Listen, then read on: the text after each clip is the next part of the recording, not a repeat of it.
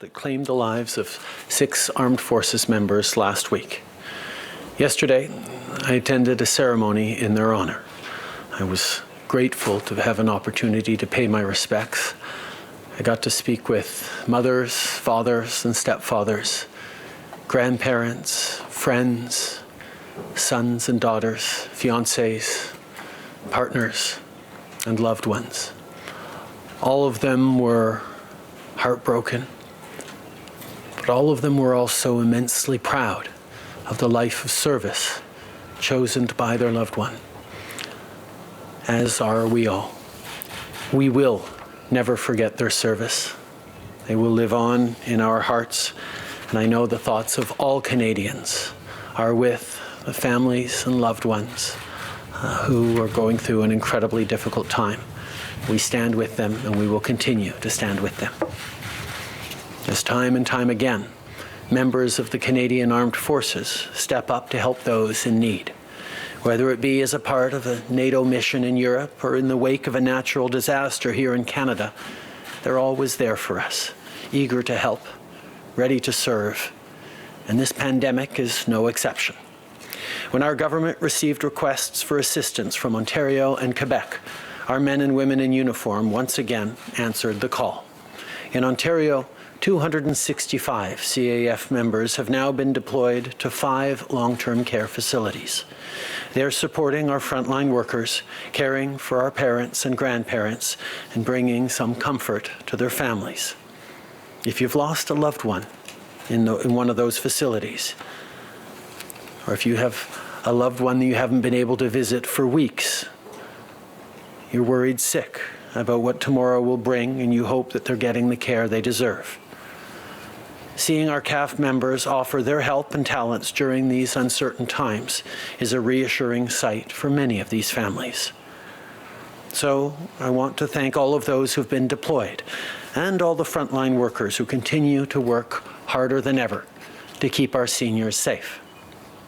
À l'échelle du pays, environ 1200 rangers canadiens ont été déployés pour aider à limiter la propagation du virus en plusieurs régions, dont 200 rangers au Nunavik et en Basse-Côte-Nord. Et à travers le Québec, on compte maintenant plus de 670 membres des Forces armées canadiennes. CAF personnel in 20 long-term care homes with 350 additional members to provide support. We expect that next week there will be a total of 1,350 military personnel as part of that operation to provide support in 25 facilities. Long-term care homes are the facilities that have been hardest hit by COVID-19, and our members are there to provide assistance. They are now looking after our parents and our grandparents. They are supporting the people who are there, and including nurses and frontline workers who are working very long hours in very, very difficult conditions. So I want to take a moment to thank all our military personnel that have stepped up to lend a hand. I also want to recognize the incredible work that our frontline workers have been carrying out since the beginning of this crisis, not only in long-term care homes, but elsewhere. You are a source of motivation for all of us. You're looking after our parents, you're looking after the ill, and you're taking care of us. You are fighting the good fight against COVID-19 and have been since the beginning of this crisis. And you deserve more than just our gratitude. You deserve to be properly paid for the essential work that you are doing. Today, I am able to announce that we have reached an agreement with all the provinces and territories with a view to topping up the wages of essential workers. We are now finalizing the details with some provinces, but I want to point out that this is a joint effort. All the premiers agree we must support our essential workers. And I want to thank them for having shown a team spirit in addressing this issue. Now, more than ever, we need those workers, and we will be there for them. The governments of the provinces and territories will determine exactly which workers will receive the wage top-up. But this is what we're going to do. If you are risking your health in order to get through this crisis and you're receiving minimum wage, you deserve to earn more. Today I can announce that we have an agreement with all the provinces and territories to provide a wage top-up for essential workers, for Canadians who are being called to go to work every day, for Canadians who are providing us with essential services so we can continue to keep our families safe and healthy. Right now, we're finalizing the details with the last provinces, and I want to underscore that this has been a truly collaborative effort. Premiers from across the country all agree that we need to support our essential workers, and I thank the premiers for the continued Team Canada approach. We're relying on these workers now more than ever, and we will be there to support them. It will be up to each province and territory to determine who exactly qualifies for this wage increase, but the bottom line is this. If you're risking your health to keep this country moving and you're making minimum wage, you deserve a raise. I want to close by noting that today, Buddhists in Canada and around the world will mark Vesak, their most important festival. While this year's celebrations will be a bit different, the Buddha's message of peace, selfless service, and compassion to those in need is more important than ever. I want to wish a happy and peaceful Vesak to all those celebrating. I'm now happy to take people's questions. Merci beaucoup, Monsieur le Premier ministre. On va commencer la période de questions par le téléphone aujourd'hui. Opérateur, c'est à vous. Thank you. Merci. Première question, Catherine Lévesque, La Presse canadienne. À vous. Oui, bonjour, Monsieur Trudeau. Good morning, Mr. Comment Trudeau. expliquer que ça ait pris How can you explain the fact that it took avec such a long time to agree with the provinces on the wage top-up? They are our guardian angels, and have you agreed on a specific figure, $4 or $5 more per hour, say? Well, once again, we know that the provinces are facing different circumstances right across the country because of COVID-19, and they are also taking different approaches towards the work of their essential workers. So, as a federal government, we wanted to help the provinces with 3/4 of the funding that they will now have available to them to support their essential workers. For the federal government, we're talking about $4 million for essential workers right across the country, but the provinces will be the ones determining exactly how and who will receive that funding. A follow-up, Catherine? Yes, thank you. So I understand there won't be a consistent wage top-up across the country. Now, your science advisor has criticized the lack of a clear plan in Quebec, even though it's already started to relax the lockdown. Well, we do recognize that we need to do much more in terms of testing in the coming months in order to reopen the economy and to keep Canadians safe. All the provinces and territories must do more. We have seen a significant improvement, even just in the last few days, including in Quebec. And at the federal level, we will continue to work collaboratively with the provinces to improve the testing. We know we have to do more testing, and we will continue to be there to support the provinces and territories to do more. Next question. Thank you. Merci. Next question, Ryan Tumulty, National Post. Line open. Yeah, good morning, Prime Minister. I'm wondering if you can give us an idea of what this program will cost the federal government overall. And given that you seem to be leaving this up to the provinces, what sort of guidelines have you given them about how to spend those federal dollars? We see across the country people working on the front lines in essential services, in our seniors care systems, in our long-term care, in our healthcare systems, and elsewhere, who are making very low wages while doing extraordinarily important work. That's why we announced a number of days ago that we wanted to move forward with a top-up to be delivered by the provinces to those workers who needed that extra support. We put forward around $4 billion from the federal government to be matched. 3/4 from the federal government, 1/4 from the provincial government on helping those workers right across the country. But because of the variance across the country, both of the COVID-19 situation and of a delivery of essential services, including healthcare, we felt that it was best that provinces move forward in choosing exactly how they can best help the workers who are doing such important work right across the country. This is another great example of how the federal government and the provinces and territories have been able to come together, collaborate, work together to support Canadians through this extremely difficult time. On follow-up, Ryan? Yeah, what about non-medical workers, I guess, people who work in grocery stores and delivery drivers? Some of those workers, like you say, are working minimum wage. Are they going to be eligible for this top-up? As I said, those are determinations to be made by the provinces. I know a number of provinces had already put out lists of workers that they considered to be essential, and many of them are drawing from those lists in terms of who gets the top-up. We have confidence that the provinces will determine exactly how best to help Canadians in this time. The federal government wanted to be there, and we know that offering this money to workers right across the country will make a big difference, and we trust the provinces to make sure that people who need it gets this help. Thank you. Opérateur, prochaine question. Thank you. Merci. Prochaine question, Émilie Bergeron, Agence QMI. À vous. Oui, bonjour, Monsieur Trudeau. Good morning, Mr. Trudeau. With respect to today's announcement about the wage top-up, this is something people have been waiting for a long time, but you're not giving any specific numbers. Can you tell us exactly what you think the federal contribution will cost? And specifically for Quebec, will there be any compensation through a Quebec program?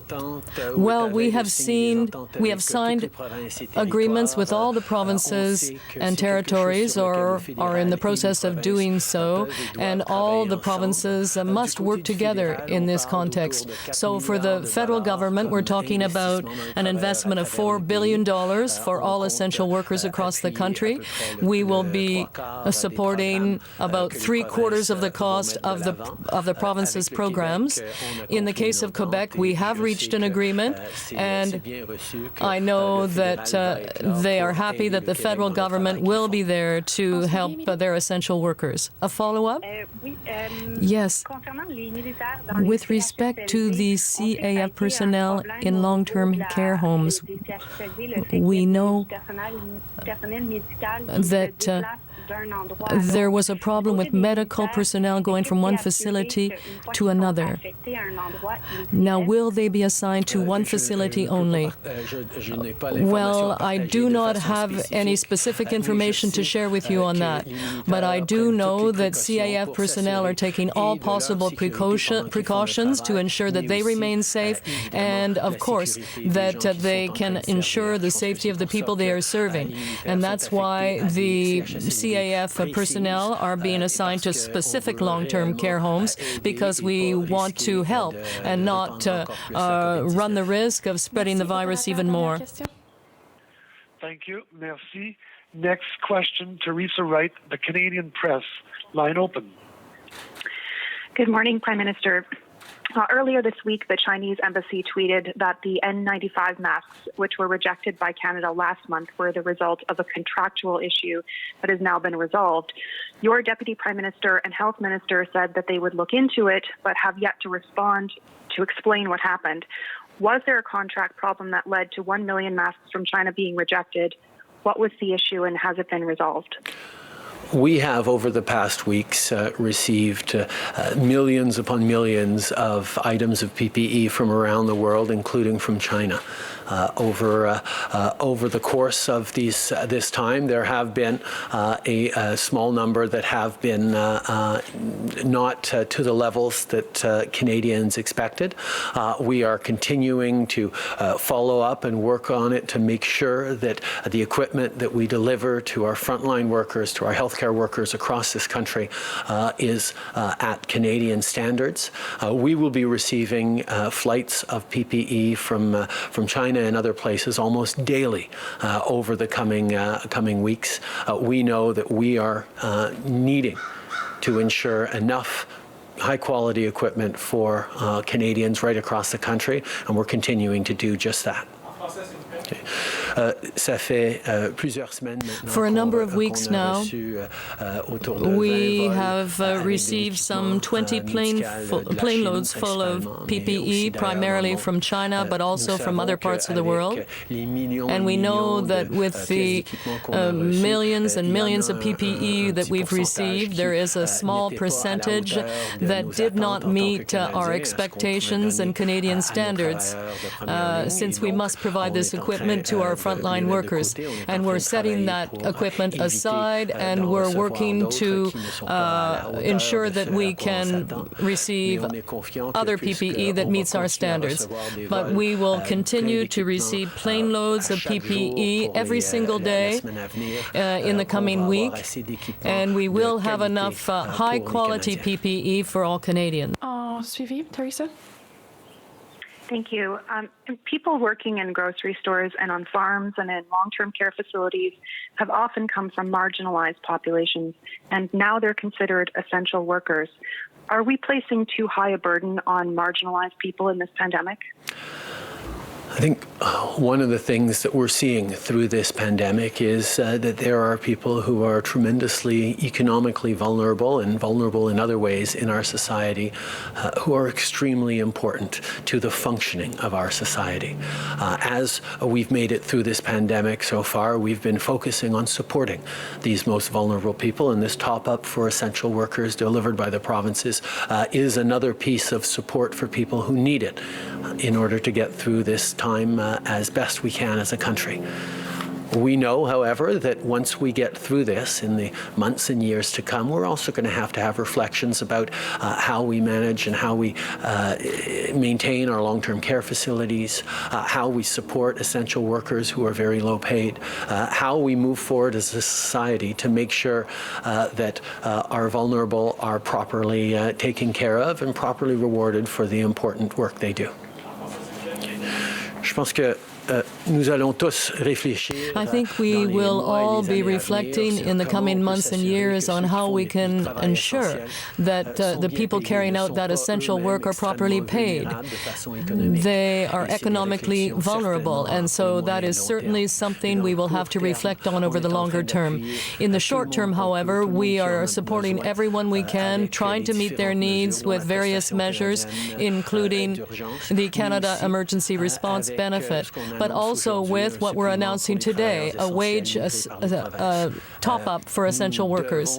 So we have to come through this, but of course we will have a lot to think about as a society in the coming years to see how we can improve the lot of some. Good morning, Prime Minister. Kevin Gallagher with CTV News. Cargill, Meatpacking in High River, Alberta, the workers have gone back. Many are still very concerned about the safety of their work conditions, but also outside of the factory in their communities. Many are experiencing racism and discrimination because they work at the plant. Many of them, of course, are new Canadians. You have said that worker safety really falls under provincial jurisdiction, but at what point does the federal government have to step in to ensure worker safety at Cargill and other food processing facilities across the country? I think one of the things that this crisis has shown us is various points of vulnerability, both in our supply chains, but also in terms of people who work in jobs that we find extremely important right across the country for feeding Canadians, for allowing our economy to run. There are obviously going to be many reflections we're going to have as a society in the coming months and years on how we make sure that the country is fair and the country is is supportive and protecting everyone in the important work that they do. In the meantime, we will continue to work with the provinces on assuring both continued flow of food supply chains, but also ensuring that there is proper support for the people who work in these industries and in this processing and in agriculture. That was part of what our announcement yesterday, which was a first and initial installment, our first investment in supporting agricultural workers and producers to be able to be safe while they do such important work for Canadians. We are talking about like the largest outbreak in North America here. So how do you evaluate the provincial regulators here? You know, has the province done enough, in your view, to keep those workers safe? I think there are a lot of questions being asked of how various provinces has handled different aspects of this pandemic. I will be talking with the premiers tonight to offer again in so many different ways how the federal government can help. What we just announced today as a top-up for essential workers is a great example of the federal government and the provincial governments working together on protecting Canadians. Obviously, there are always things to learn, always things that we need to do better, and as the provinces look to step up and do more and do differently and do better, the federal government will be there to support them. Bonjour, Monsieur Trudeau. Mathieu Goyer de Radio-Canada. Radio-Canada, I'd like to come back to today's announcement about the wage top-up. Is this not proof that the other response benefit that you brought in was too generous? Well, we will be seeing some numbers tomorrow about job losses in April.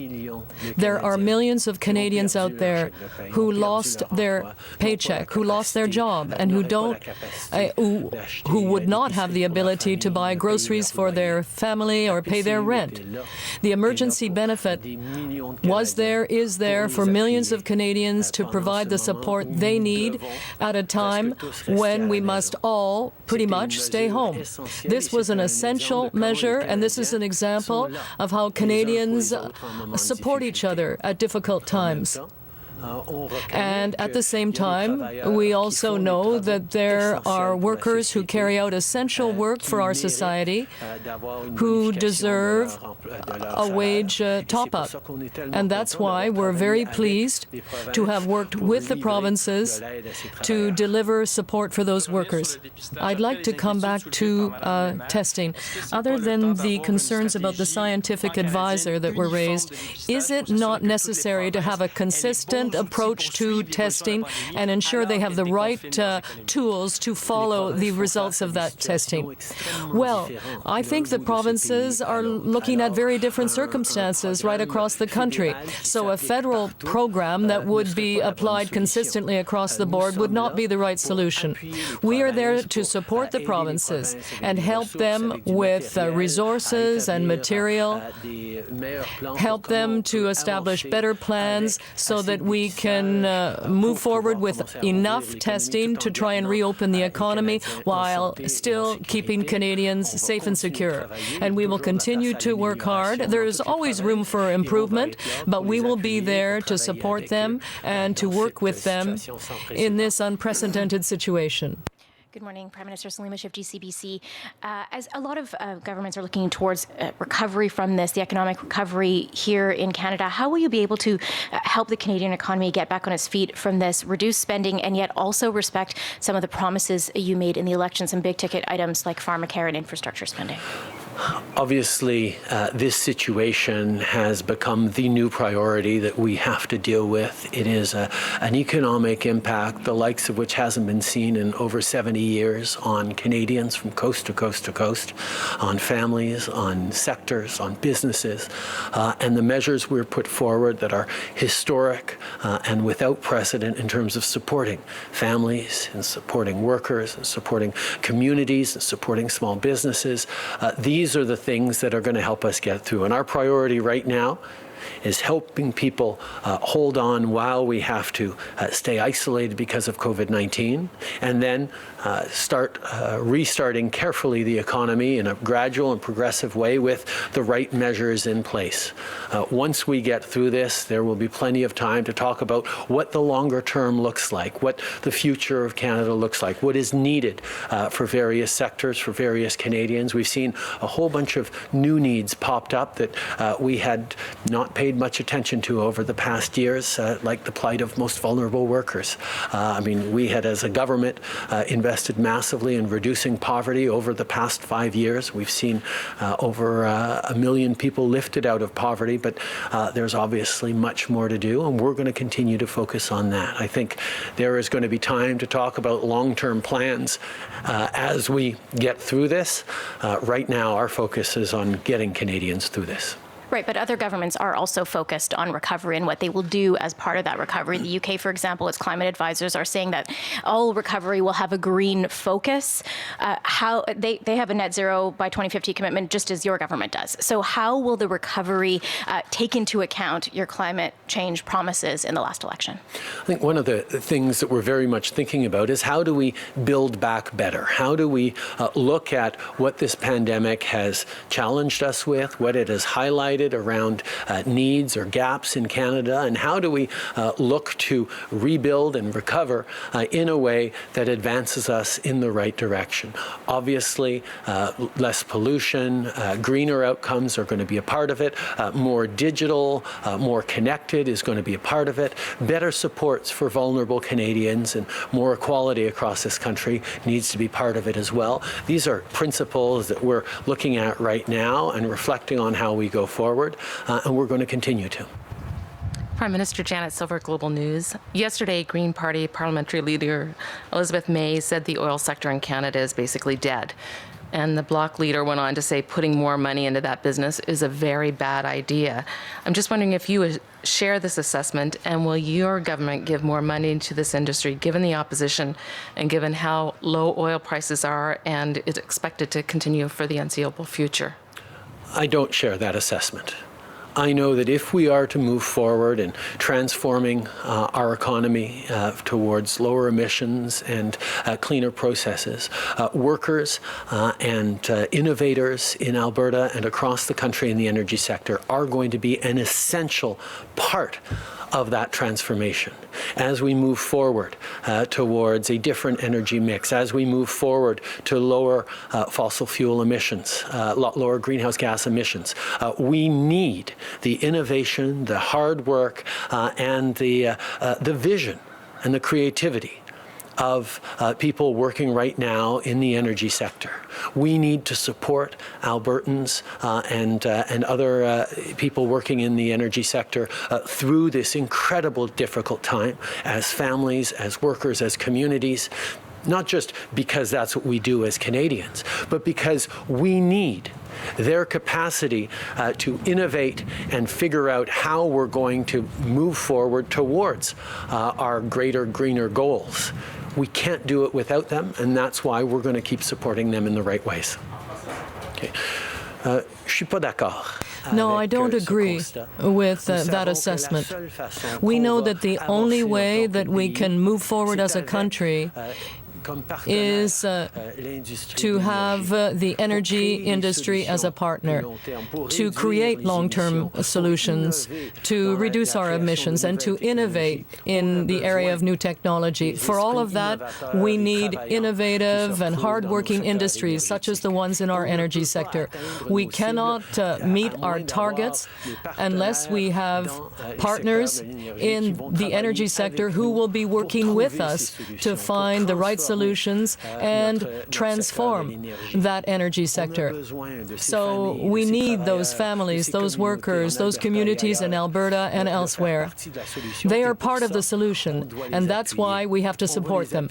We will support them not only because that's what we have to do as Canadians, we're always there for each other, but we're going to support them because they are essential allies in transforming our economy and a better future for all of us. You indicated that you would look at other nations, for example, France and Australia, and what they are doing when it comes to tech giants like Google and Facebook being forced to share ad revenue with Canadian news content providers. Given how many news content providers are struggling, especially in small towns, and in some cases closing, and how vital those are to those small towns, you said you would address the matter. I'm just wondering, are you prepared to do so now, especially at such a vital time for Truth and News? It is extremely important that we support our news sector because Canadians need the information to keep them safe, to plan for their futures, to lean on each other. We need the media now during a crisis more than we ever have. And that's why, as a government that has put forward significant measures to support news media, we're going to continue to work to do just that. I can assure you that Minister Guilbeault is working very hard, very closely with allies around the world to see what they're doing and with the sector here in Canada to ensure that Canadians get top quality information, that decision makers and politicians continue to be held to account, and that we continue to make decisions based on facts and a shared understanding of the reality we're facing. The work that the media does is essential. We will continue to support it. Okay.